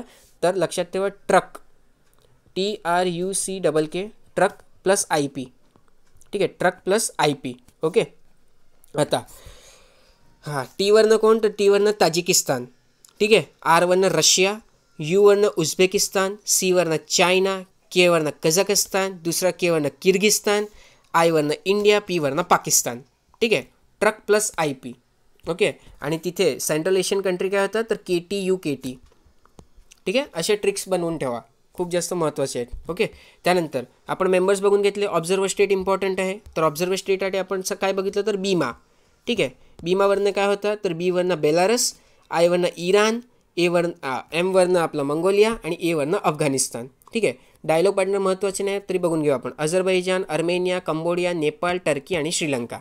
ठीक आहे, आता SCO जे आहे तर SCOमध्ये 6 नाही 5 जे आहेत ते त्याचे काय आहेत ऑर्गन्स आहेत. ठीक आहे, त्या ऑर्गनमध्ये पहिलं कुठलं आहे तर हेड ऑफ द काउन्सिल, खूप जास्त महत्त्वाचं आहे. ठीक आहे, आणि आता हेड ऑफ द काउन्सिलची जी मीटिंग होती ते भारताने होस्ट केली होती, त्यामुळे मध्यंतरी हा खूप जास्त न्यूजमध्ये आला होता करणं. ठीक आहे, त्यानंतर दुसरं काय तर head of the government council. ठीक आहे, head of the state council जी होती त्याची मीटिंग आपण घेतली होती. त्यानंतर head of the government council असते, दुसरी जी बॉडी असते ते. तिसरी असते council of minister of foreign affairs. चौथं असते रिजनल अँटी टेररिस्ट स्ट्रक्चर. ठीक आहे, काय बोललो मी, रिजनल अँटी टेररिस्ट स्ट्रक्चर. आणि याचा जो हेडक्वार्टर आहे, ठीक आहे, याचा जो हेडक्वार्टर आहे तो कुठे आहे तो ताशकेंतमध्ये आहे. ठीक आहे, तो कुठे आहे तो उझबेकिस्तानची राजधानी आहे ताशकेंत. ठीक आहे, तिथे याचा हेडक्वार्टर आहे. आणि टेररिझमशी लिपटण्यासाठी हा खूप जास्त महत्त्वाची एक बॉडी आहे. ठीक आहे, रॅट्स म्हणतो त्याला, regional anti terrorist structure. Okay, आणि SCOचा जो सेक्रेटरीएट आहे, ठीक आहे, हेडक्वार्टर आहे ते कुठे आहे तर बीजिंगमध्ये आहे. ओके, सेक्रेटरीएट कुठे आहे तर तो बीजिंगमध्ये आहे. ठीक आहे, तर हे 5 जे ऑर्गनायझेशन आहे ते महत्त्वाचं आहे. पहिला कुठला हेड ऑफ द स्टेट, त्यानंतर head of the government council, त्यानंतर council of the minister of foreign affair, RATS आणि SCO सेक्रेटरीएट. ठीक आहे, तर ही आपण SCO विषयी थोडीशी माहिती घेतली. पुढे जाऊया, बघूया अजून काही न्यूज आहे. ओके, तर ग्रामपंचायतीच्या निवडणुका जाहीर झाल्यात. ठीक आहे, तर आपण थोडीशी इथे ग्रामपंचायत निवडणुकाविषयी माहिती घेऊया. ओके, तर आपलं जो संविधान आहे, संविधानची कलम 243K, ठीक आहे, आर्टिकल 243K, कुठलं आर्टिकल 243K, याच्यामध्ये इलेक्शन ऑफ द पंचायतविषयी माहिती दिली गेली आहे. ठीक आहे, काय दिलं गेलं याच्यामध्ये इलेक्शन ऑफ द पंचायत. ठीक आहे, पंचायतीचे इलेक्शन कसे होणार त्याच्याविषयी माहिती दिली गेली आहे. आता लक्षात ठेवा, पंचायतीचे इलेक्शन कोण कंडक्ट करतो तर स्टेट इलेक्शन कमिशन. ठीक आहे, पंचायतीचे इलेक्शन कोण कंडक्ट करतो तर तो स्टेट इलेक्शन कमिशन कंडक्ट करतो. आणि स्टेट इलेक्शन कमिशनचे जे हेड असतात त्याला आपण काय म्हणतो तर स्टेट इलेक्शन कमिशनर म्हणतो त्याला. ठीक आहे, त्याला आपण काय म्हणतो तर chief election commissioner of the state असंही म्हणू शकतो किंवा स्टेट इलेक्शन कमिशनरसुद्धा म्हणा, त्याला काय फरक पडत नाही. ठीक आहे, पण स्टेट लावणं गरजेचं आहे, कारण चीफ इलेक्शन कमिशनर म्हटलं तर तो केंद्रामध्ये असतो. ठीक आहे, मग इथे जर म्हणायचे असेल तर chief election commissioner of state म्हणायचं. ठीक आहे, किंवा मग इलेक्शन कमिशनर्स म्हणा तरी चालेल. ठीक आहे, तर इलेक्शन कमिशनर जो असतो तो काय करतो तो इलेक्शन कंडक्ट करतो. त्याचं अपॉइंटमेंट कोण करतात तर त्याचं अपॉइंटमेंट गव्हर्नर करतात. ठीक आहे, त्याचं अपॉइंटमेंट कोण करतात तर त्याचा अपॉइंटमेंट हा गव्हर्नर करतात. ठीक आहे, खूप जास्त महत्त्वाचं आहे. ओके, लक्षात ठेवा. आता चीफ इलेक्टोरल ऑफिसर, ठीक आहे, चीफ इलेक्टोरल ऑफिसर आणि स्टेट इलेक्शन कमिशनर याच्यामध्ये कन्फ्यूज नाही व्हायचा. ठीक आहे, चीफ इलेक्टोरल ऑफिसर जो आहे ते फक्त आणि फक्त जेव्हा लोकसभाचे इलेक्शन्स असतात ना तेव्हा अस्तित्वात येतो. आणि त्याला कोण अपॉइंट करतात तर त्याला अपॉइंट करतात chief election commissioner of India. ठीक आहे, chief election commissioner of India. Okay, परंतु हा जो आपला काय म्हणतो त्याला स्टेट इलेक्शन कमिशनर जो असतो त्याचं अपॉइंटमेंट कोण करतात तर त्याचं अपॉइंटमेंट करतात आपले गव्हर्नर. ठीक आहे, ओके.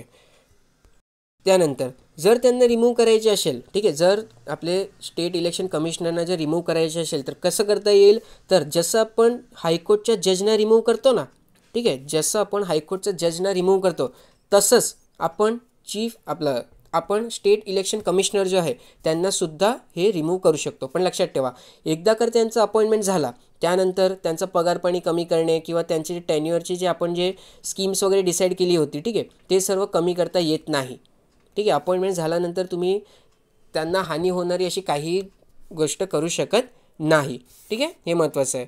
त्यानंतर पुढे जेव्हा केव्हा पण स्टेटमध्ये इलेक्शन असेल, ठीक आहे, जेव्हा केव्हा पण स्टेटमध्ये इलेक्शन असतील तर इलेक्शनमध्ये जे लागणारे एक मनुष्यबळ आहे, ठीक आहे, किंवा जे काही सोर्सेस किंवा रिसोर्सेस लागणार आहेत, ठीक आहे, मग त्यासाठी ते घेण्यासाठी हे जे आपले स्टेट इलेक्शन कमिशनर जे आहे ते गव्हर्नरला विनंती करू शकतात की बाबा आम्हाला एवढ्या रिसोर्सेसची गरज आहे तर तुम्ही आम्हाला द्या करणं.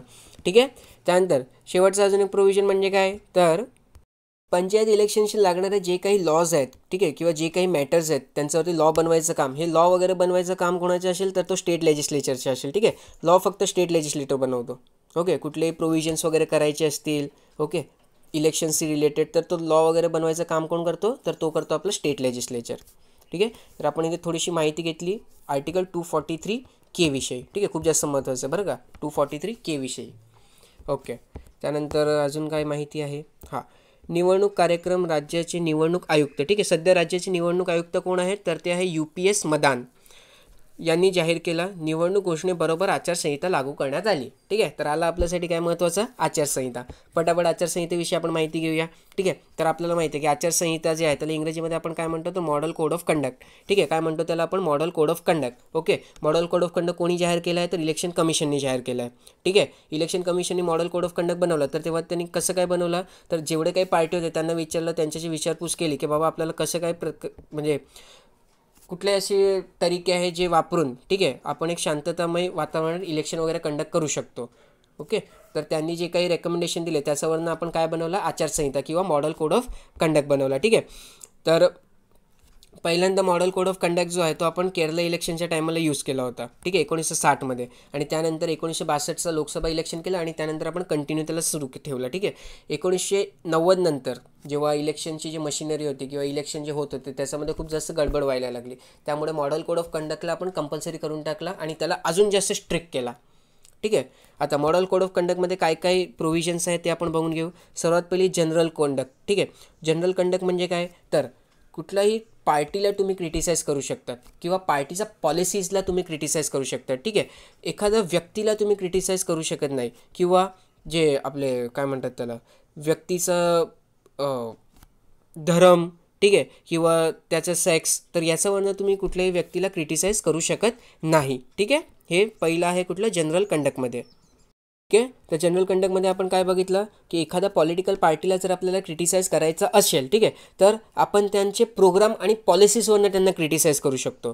ठीक आहे, किंवा तुम्ही लास्ट म्हणजे पास्ट टाईममध्ये काय काम केले तर त्याच्यावरून आपण त्यांना क्रिटिसाइज करू शकतो. ठीक आहे, कुठल्याही पार्टीला किंवा कुठल्याही व्यक्तीला आपण त्याची जात किंवा त्याचा धर्म किंवा दुसऱ्याही कुठल्या प्रकारे आपण त्यांच्यावरती डिस्क्रिमिनेशन करू शकत नाही किंवा त्यांना आपण हे काय म्हणतात त्याला क्रिटिसाइज करू शकत नाही. ठीक आहे, हे खूप जास्त महत्त्वाचं आहे. आणि जर एखादा रिपोर्ट पब्लिश झाला आहे, ठीक आहे, एखादा रिपोर्ट पब्लिश झाला आहे पण त्याला कोणी व्हेरीफाय नाही केलं आहे, असंच रँडमली कोणी पण तो रिपोर्ट काढले, तर त्या रिपोर्टचा हवाला घेऊन तुम्ही कोणावरती आरोप किंवा दोषारोप करू शकत नाही. ठीक आहे, त्यानंतर मीटिंगविषयी माहिती घेऊयात. तर तुम्हाला जर मीटिंग कंडक्ट करायची असेल तर तुम्हाला आधी पोलिसांची परवानगी घ्यावी लागेल आणि त्यांना कळवावं लागेल. तसंच जर तुम्ही प्रोसेशन म्हणजे मोर्चे काढणार असतील तरी आपल्याला काय करावं लागते? आपल्याला ते पोलिसांना माहिती द्यावी लागते. ठीक आहे, आता पोलिंग डेच्या दिवशी तुम्ही जे पर्ची वगैरे देतात, ठीक आहे, ज्याच्यावरती आपला काय म्हणतात ते उमेदवाराचा जे मतदार करायला चाललं आहे, ठीक आहे, त्याचं नाव वगैरे असते किंवा त्याला कुठे जाऊन मतदान करायची ही माहिती असते. तर ही जी तुम्ही प्रोव्हाइड करता, ठीक आहे, ते सफेद कागदावरती प्रोव्हाइड केलेली असली पाहिजे. सफेद कागद असलं पाहिजे. ठीक आहे, त्याच्यावरती कुठल्याही पॉलिटिकल पार्टीचा जो उमेदवार आहे त्याचं नाव किंवा त्या पॉलिटिकल पार्टीचा जो सिम्बल आहे तो सिम्बल येता कामा नये. ठीक आहे, त्यानंतर आपण पोलिंग बूथविषयी माहिती घेतली होती. ठीक आहे, तर पोलिंग बूथमध्ये त्यांनाच एंट्री भेटते ज्यांच्याकडे प्रॉपर एपिक कार्ड असतो करणं. ठीक आहे, इलेक्टोरल पर्सनल आयडेंटिटी कार्ड, ठीक आहे, हे असेल तरच तुम्हाला पोलिंग बूथमध्ये एंट्री भेटेल किंवा तुमच्याकडे जे इलेक्शन कमिशनने दिलेलं एखादा ID असलं पाहिजे. ठीक आहे, त्यानंतर आपण ऑब्झर्वर्स बघितले. तर ऑब्झर्वर म्हणजे काय? तर कुठल्याही प्रकारचं जर घोळ वगैरे होत असेल तर हे ऑब्झर्वर डायरेक्टली जाऊन इलेक्शन कमिशनर किंवा जे रिटर्निंग ऑफिसर्स आहेत त्यांना कंप्लेंट करू शकतात.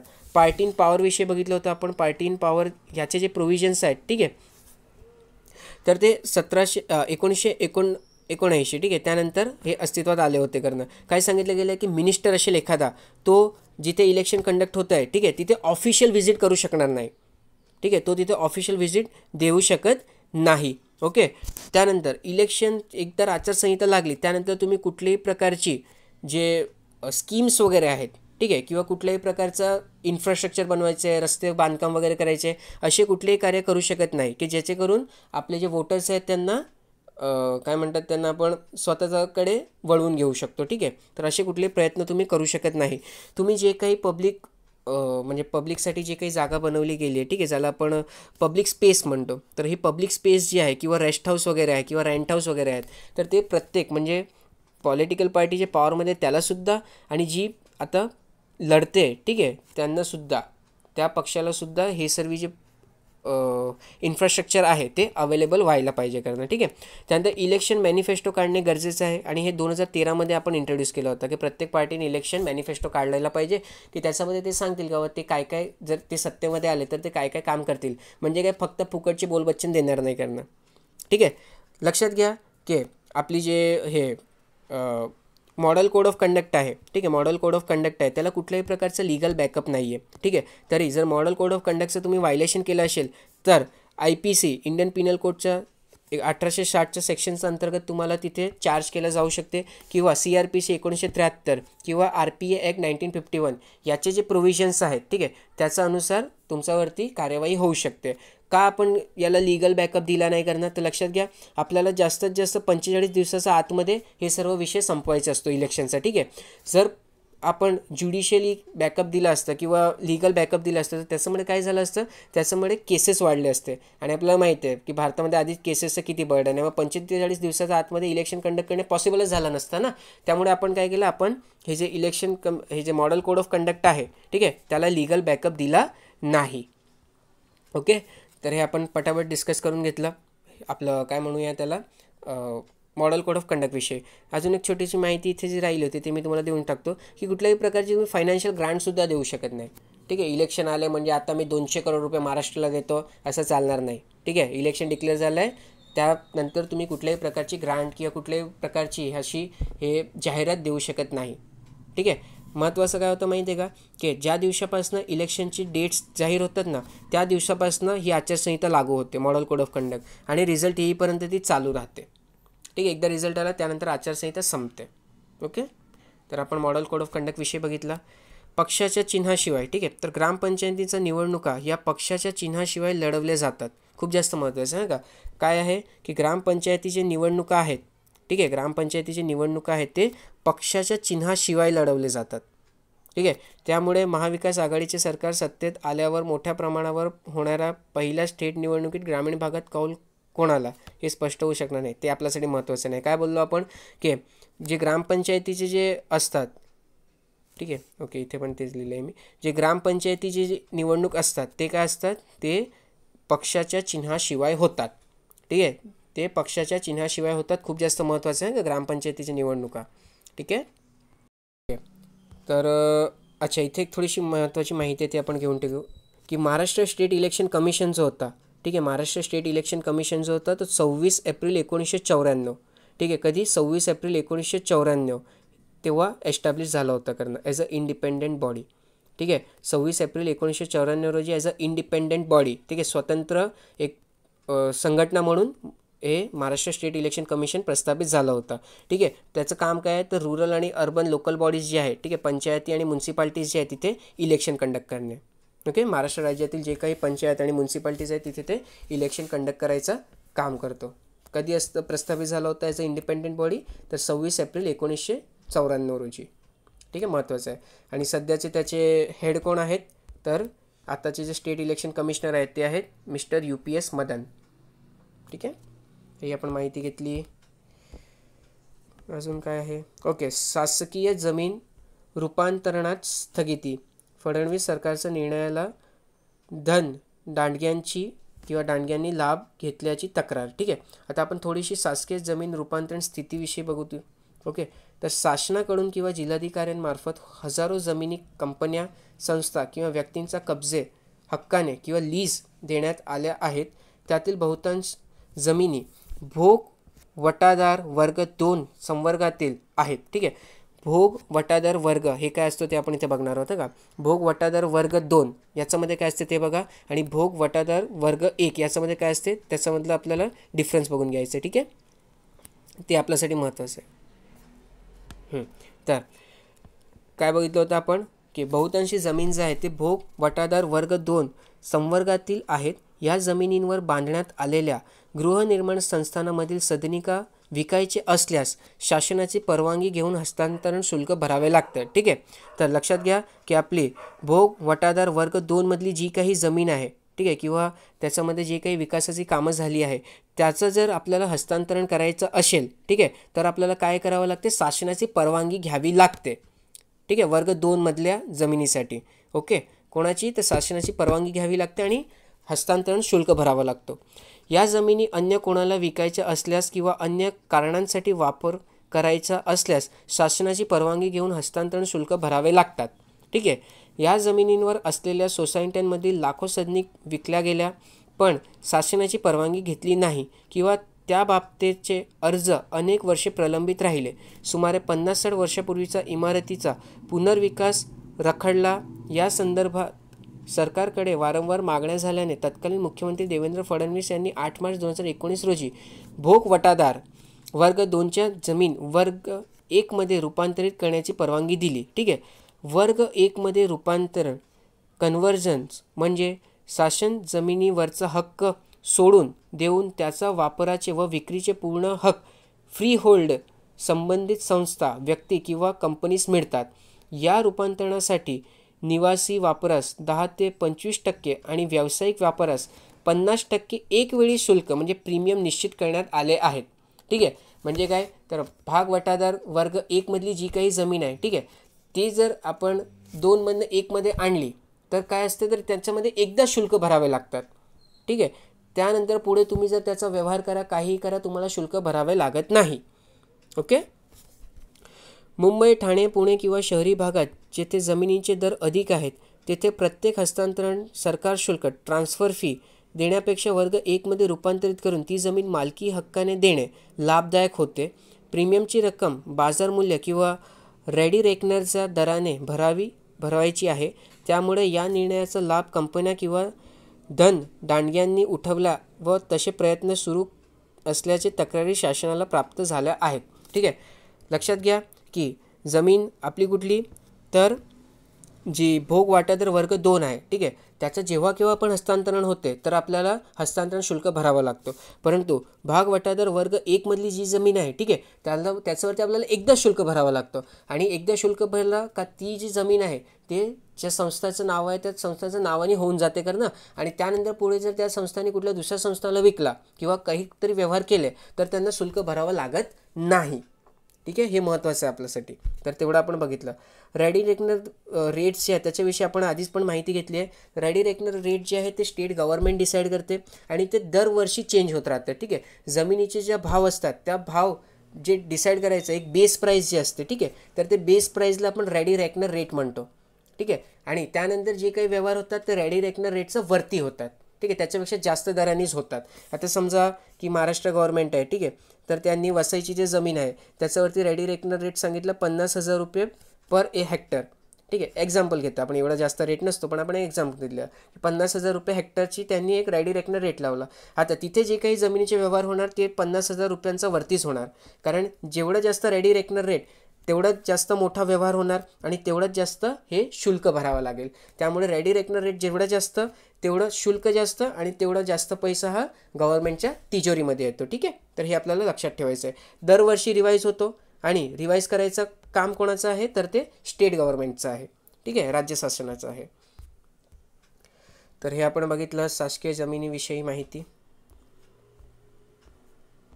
आता पुढे अजून माहिती आहे. अच्छा, आणखी 4 दिवस पाऊस होणार आहे. मध्य महाराष्ट्रात गारपिटीचा इशारा दिला आहे. कोकण विदर्भातही अवकाळी. ठीक आहे. ठरवतो कोण पण ही सर्व गोष्ट तर हे सर्व ठरवतो आपला हवामान विभाग, ज्याला आपण इंग्रजीमध्ये म्हणतो इंडियन मेट्रोलॉजिकल डिपार्टमेंट. काय म्हणतो बरं आपण त्याला? Indian metrological department. ठीक आहे. कुठल्या मिनिस्ट्रीच्या अंतर्गत येतो तर मिनिस्ट्री ऑफ अर्थ सायन्स. ठीक आहे. Ministry of earth science government of इंडियाच्या अंतर्गत येतो आपला इंडियन मेट्रोलॉजिकल डिपार्टमेंट. ठीक आहे. आता लक्षात ठेवा इंडियन मेट्रोलॉजिकल डिपार्टमेंट 2 विषयावरती काम करतो. ठीक आहे. सर्वात पहिलं तर हवामान. ठीक आहे. हवामान फॉरकास्ट करायचं काम तो करतो, वेदर फॉरकास्टिंगचं काम करतो. आणि दुसरं म्हणजे सिस्मॉलॉजी. ठीक आहे. सिस्मॉलॉजी म्हणजे काय तर आपल्या इथे जर भूकंप वगैरे येतात, ठीक आहे, भूकंप वगैरे येतात तर त्याच्यावरती माहिती गोळा करायचं काम करतो. ओके. त्याच्यावरती माहिती गोळा करायचं काम करतो कोण तर IMD म्हणजे इंडियन मेट्रोलॉजिकल डिपार्टमेंट. ठीक आहे. त्याचं हेडक्वार्टर कुठे आहे तर हेडक्वार्टर आहे आपलं दिल्लीमध्ये. ठीक आहे. हेडक्वार्टर कुठे आहे? हेडक्वार्टर दिल्लीमध्ये आहे. आणि रिजनल जे सेंटर आहे, रिजनल ऑफिसेस जे आहेत ते कुठे कुठे आहे? चेन्नई, मुंबई, कलकत्ता, नागपूर, गुवाहाटी आणि न्यू दिल्ली. न्यू दिल्लीमध्ये हेडक्वार्टरसुद्धा आहे त्याचं. ठीक आहे. तर रिजनल सेंटर कुठे आहे? चेन्नई, मुंबई, कलकत्ता, नागपूर आणि गुवाहाटी येथे आहे. ओके. अच्छा, IMD जे आहे, ठीक आहे, ते जेव्हा वर्ल्ड मेट्रोलॉजिकल ऑर्गनायझेशन आहे, ठीक आहे, युनायटेड नेशनची एक बॉडी आहे वर्ल्ड मेट्रोलॉजिकल ऑर्गनायझेशन, तर त्याच्यामध्ये भारताचं सदस्यत्व करते, ठीक आहे. IMD जे आहे ते तिथे भारताला रिप्रेझेंट करते. ओके, कुठे? वर्ल्ड मेट्रोलॉजिकल ऑर्गनायझेशनमध्ये, ठीक आहे. आणि आपल्या इथे जे काही चक्रवाती वादळं वगैरे येतात, ठीक आहे, ज्याला आपण सायक्लोन्स म्हणतो, ठीक आहे, जे काही सायक्लोन्स वगैरे येतात, तर ते सायक्लोन्सला नाव द्यायचं कामसुद्धा कोण करतं? तर तो IMD करतो, ठीक आहे. आपला भारताचा आसपासचा जो रिजन आहे, जसं की नॉर्थ इंडियन ओशन रिजन, त्यानंतर मलक्का स्ट्रेट झाला, बे ऑफ बेंगॉल झाला, अरेबियन सी झाला, पर्शियन गल्फ झाला, तर इथे जे काही सायक्लोन्स वगैरे येतात, ठीक आहे, तर ते सायक्लोन्स किंवा चक्रवाती वादळ यांना नाव द्यायचं काम कोण करतं? तर ते सुद्धा IMD करतो, ठीक आहे. ओके, इथे आता थोडीशी हिस्ट्री दिली गेली IMD विषयी, ते आपण बघून घेऊया. हिस्ट्रीची जर बात केली आपण, ठीक आहे, तर 1864मध्ये कलकत्तामध्ये एक चक्रवाती वादळ आलं होतं आणि त्यानंतर 1866 आणि 1871 या काळामध्ये कलकत्तामध्ये हे फमाईन आलं होतं, ठीक आहे. फमाईन म्हणजे दुष्काळ, ठीक आहे, दुष्काळ आला होता. मग त्यामुळे काय झालं? तर त्यामुळे आपल्याला गरज भासली की बाबा एखादी अशी ऑर्गनायझेशन असली पाहिजे, ठीक आहे, जी आपल्याला हवामानविषयी सांगेन, ठीक आहे. आणि त्यामुळे आपण काय केलं? तर त्यामुळे आपण 1875 रोजी, ठीक आहे, किंवा 1875 या सालामध्ये IMDची स्थापना केली. ओके. हेनरी फ्रान्सिस ब्लानफोर्ड, कोण? हेनरी फ्रान्सिस ब्लानफोर्ड हे त्याचे पहिले रिपोर्टर होते, ठीक आहे. IMDचे पहिले रिपोर्टर होते ते. त्यानंतर 1889मध्ये सर जॉन एलियट, कोण? सर जॉन एलियट हे पहिले डिरेक्टर जनरल झाले. कसले? तर आपले IMDचे. आणि IMD तेव्हा कुठे होती? तर तेव्हा कलकत्ता येथे होती. आणि त्यानंतर त्याला हलवण्यात आलं कुठे? दिल्लीमध्ये 1944मध्ये, ठीक आहे. आणि आता हेडक्वार्टर कुठे आहे? तर दिल्ली येथे आहेत. ओके. पहिले डिरेक्टर जनरल कोण होते? तर सर जॉन एलियट होते. ओके. त्यानंतर आपण अजून काय बघणार? हां, तर IMD जे आहे, तर IMD काय करतो? तर IMD हवामान फोरकास्ट करायचं काम करतो, ठीक आहे. तर स्वतः असं बसल्या बसल्या बघतो का कसं होईल काय होईल करणं? तर नाही, त्याच्याकडे सॅटेलाईट वगैरे आहेत, ठीक आहे. सॅटेलाईट्स वगैरे आहेत. सॅटेलाईट म्हणजे उपग्रह वगैरे, ठीक आहे. तर कल्पना 1, मेगा, ट्रॉपिक्यू, त्यानंतर IRS सिरीजचे जे काही सॅटेलाईट्स आहेत, इन्सेट सिरीजचे सॅटेलाईट्स आहेत, ठीक आहे. तर हे सर्व सॅटेलाईट्स झाले. त्यानंतर नेव्ही शिप्स झाले, ठीक आहे. हे सर्वांच्या मदतीने काय करतो IMD? तर IMD आपल्या इथे वेदर फॉरकास्ट करतो, ठीक आहे. म्हणजे कसं काय वातावरण राहणार आहे तो IMD ठरवतो करणं. त्यानंतर लक्षात ठेवा की IMD जो आहे, ठीक आहे, तो WMO वर्ल्ड मेट्रोलॉजिकल ऑर्गनायझेशन याचा सदस्य कधी बनला? तर 27 एप्रिल 1949 रोजी, ठीक आहे. स्वातंत्र्यानंतर 27 एप्रिल 1949 रोजी जो आपला IMD आहे तो वर्ल्ड मेट्रोलॉजिकल ऑर्गनायझेशनचा सदस्य बनला. IMDने एक नवीन प्रोग्राम लॉन्च केला ज्याचं नाव आहे समर, ठीक आहे. समरचा फुल फॉर्म काय आहे? System of aerosol monitoring and research. काय नाव आहे? समरचा फुल फॉर्म काय आहे? System of aerosol monitoring and research, ठीक आहे. IMDने लॉन्च केला. कधी लॉन्च केला? जानेवारी 2016 रोजी, ठीक आहे. तो काय करतो? तर तो ब्लॅक कार्बन, त्यानंतर एरोसोल, ठीक आहे, यांना हे मेजर करायचं काम करतो. ओके. ब्लॅक कार्बन आणि एरोसोल जे आहेत त्यांना मेजर करायचं काम करतो. IMDच्या अंतर्गत 16 एथाल्मोमीटर्स आहेत. काय आहे? एथाल्मोमीटर. आता एथाल्मोमीटर काय करतो? तर एथाल्मोमीटर जो आहे, ठीक आहे, तो ब्लॅक सस्पेंडेड पार्टिकल्स असतात, ठीक आहे, काळ्या रंगाचे जे पर्टिक्युलर मॅटर असतात त्यांचा जो म्हणजे त्यांचं प्रमाण किती आहे हवामानमध्ये, ठीक आहे, हवेत त्यांचं प्रमाण किती आहे, तर ते मेजर करायचं काम करतो कोण? ते मेजर करायचं काम करतो एथाल्मोमीटर, ठीक आहे. एथाल्मोमीटर तो मेजर करायचं काम करतो. आता ब्लॅक पर्टिक्युलर मॅटर काय करतात, ठीक आहे, किंवा ब्लॅक सस्पेंडेड पार्टिकल्स काय करतात? तर जी सूर्याची किरण वगैरे येते ना, ठीक आहे, जे सूर्याची किरण आहे त्याला ॲब्झॉर्ब करतात, ओके, त्याला शोषून घेतात. आणि त्यामुळे काय होतं? तर त्यामुळे आपलं जो वातावरण आहे त्याचा जो तापमान आहे तो वाढतो, ठीक आहे. त्यामुळे किती जास्त हे ब्लॅक सस्पेंडेड पार्टिकल हवेत आहेत ते मेजर करणे खूप जास्त गरजेचं आहे. आणि ते मेजर करायचं काम कोण करतं? तर ते मेजर करायचं काम करतात एथाल्मोमीटर, ठीक आहे. हे बघा, एथालोमीटर, ठीक आहे. आणि दुसरा जो आहे तो आहे त्याच्याकडे 12 हे नेफालोमीटर, ठीक आहे, नेफालोमीटर आहे. आता नेफालोमीटर काय असतं? तर नेफालोमीटर जे आहे ते काय करतं? तर ते एरोसोलला काउंट करतो, ठीक आहे. एरोसोल काय किती आहेत ते आपलं एन्व्हायरमेंटमध्ये. ओके. तर आता प्रश्न आला असेल एरोसोल काय असतात? तर एरोसोलसुद्धा हे सस्पेंडेड पार्टिकल्स असतात, पण ते लिक्विड किंवा गॅसच्या फॉर्ममध्ये असतात, ठीक आहे. एरोसोलसुद्धा सस्पेंडेड पार्टिकल असतात पण ते लिक्विड किंवा गॅसच्या फॉर्ममध्ये असतात. तर ते मेजर करायचं काम कोण करतं? तर ते मेजर करायचं काम करतात नेफेलोमीटर, ठीक आहे. ते मेजर करायचं काम करतात नेफेलोमीटर. तर हे आपण माहिती घेतली IMDबद्दल. ओके, तर एक छोटीशी अजून थोडीशी आपण माहिती नेफॅलोमीटरची अजून थोडीशी तो काम कसं करतो ते बघून घेऊ. ठीक आहे, नेफॅलोमीटर एक इन्स्ट्रुमेंट असतो की ज्याच्याकडनं तो लाईट बाहेर पाडतो. ठीक आहे, आता लाईट बाहेर टाकलं, इथे काय आहे, इथे सर्व एरोसोल्स वगैरे आहेत किंवा सस्पेंडेड पार्टिकल्स वगैरे आहेत. ठीक आहे, तर ही लाईट करते, ही लाईट बँड वगैरे होते. ठीक आहे, आता ती किती बँड झाली, काय बँड झाली, आणि इथे त्याचं एक 90 डिग्रीवरती एक डिटेक्टर असतो. ठीक आहे, तर तो डिटेक्टर तो मेजर करतो. ओके, काय होते, इथून तो लाईट बीम टाकतो. ठीक आहे, एक प्रकाशाची एक बीम टाकतो करणं, ते किती ॲरोसोलमुळे डिफ्लेक्ट झाली, काय झालं, त्याच्यामध्ये काय परिणाम आला, ते एक डिटेक्टर मेजर करतो आणि त्याच्यावरनं समजते की आपल्या हवेमध्ये किती ॲरोसोलचे पार्टिकल्स आहेत किंवा किती सस्पेंडेड पार्टिकल्स आहेत करणं. ठीक आहे, तर हा अशा प्रकारे कोण काम करतो, अशा प्रकारे नेफेलोमीटर काम करतो. बघूया पुढे काय माहिती आहे.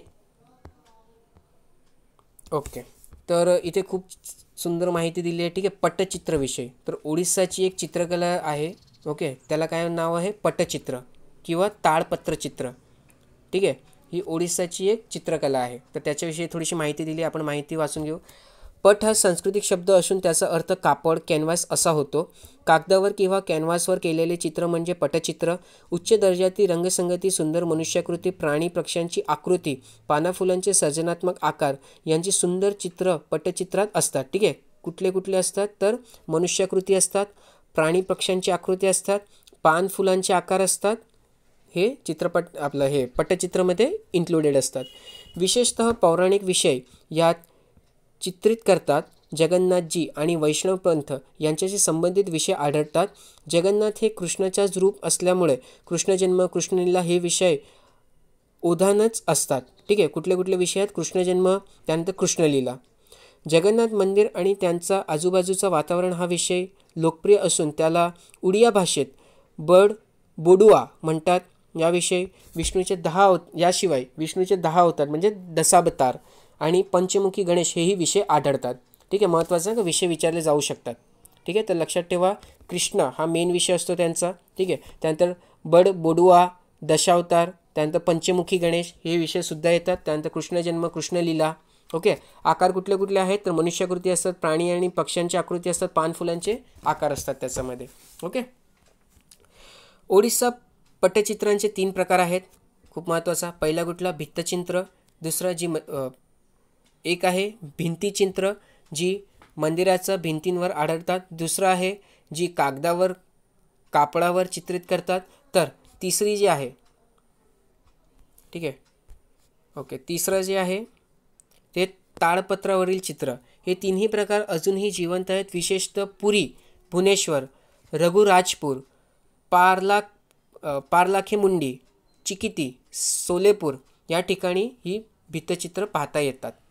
ठीक आहे, कुठे कुठे, पुरी, भुवनेश्वर, रघुराजपूर, पारलाखेमुंडी, चिकिती, सोलेपूर या जागेवरती. ठीक आहे, हे बघा इथे सुंदर अशी पेंटिंग दिली गेली आहे. थोडंसं ब्लर झालं आहे, तुम्ही गूगल करून बघू शकता. ठीक आहे, ओके, पुढे काय आहे, ही चित्र रंगवण्यासाठी नैसर्गिक रंग वापरले जातात. यात 5 मुख्य रंग असतात आणि त्यांचा मिश्रणातून 25 रंग बनवतात. पांढरा रंग हा शंखापासून, हरियल नावाचा पिवळ्या दगडापासून पिवळा, हिंगुळ या खनिजापासून लाल रंग, निळा रंग हा इंडिगोपासून किंवा नीळपासून, काळा रंग दिव्याचा काजळीपासून किंवा केळीचा पानाला तेल लावून ते जाळून त्याचा राखेपासूनही बनवतात. ओके, त्यानंतर कापडावरील पट्टचित्रांव्यतिरिक्त ताडपत्र खुदाई हाही एक प्रकार आहे. ताड वृक्षाचा पानांचा पट्ट्या कापून कडक उन्हात वाळवून त्या सरळ केल्या जातात आणि त्याच्यावरती नंतर पेंटिंग केली जाते. ठीक आहे, इथे खूप जास्त माहिती आहे, तुम्हाला बघायचं तुम्ही इथे बघू शकता ना, वाचून घ्या, बाकी इन्फॉर्मेशन आहेत ते. पट्टचित्रातील ताडपत्रावरील चित्र म्हणजेच पोथी चित्र. ठीक आहे, ताडपत्रावरील चित्राला अजून काय म्हणतो, पोथी चित्र.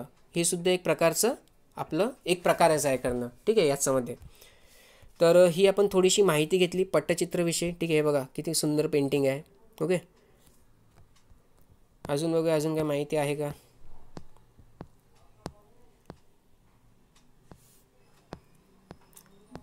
नाही, अजून तर पुढे काहीच इन्फॉर्मेशन नाही आहे. ठीक आहे, तर आजच्या न्यूज डिस्कशनमध्ये एवढंच आहे. तुम्हाला काही डाऊट असल्यास तुम्ही ते कमेंट सेक्शनमध्ये मेन्शन करू शकतात. आणि हे जे न्यूजपेपर आहे, ठीक आहे, त्याची PDF जी आहे ती मी तुम्हाला डिस्क्रिप्शन बॉक्समध्ये सेंड करून टाकेन. तर घरी राहा, सुरक्षित राहा, शिकत राहा. धन्यवाद.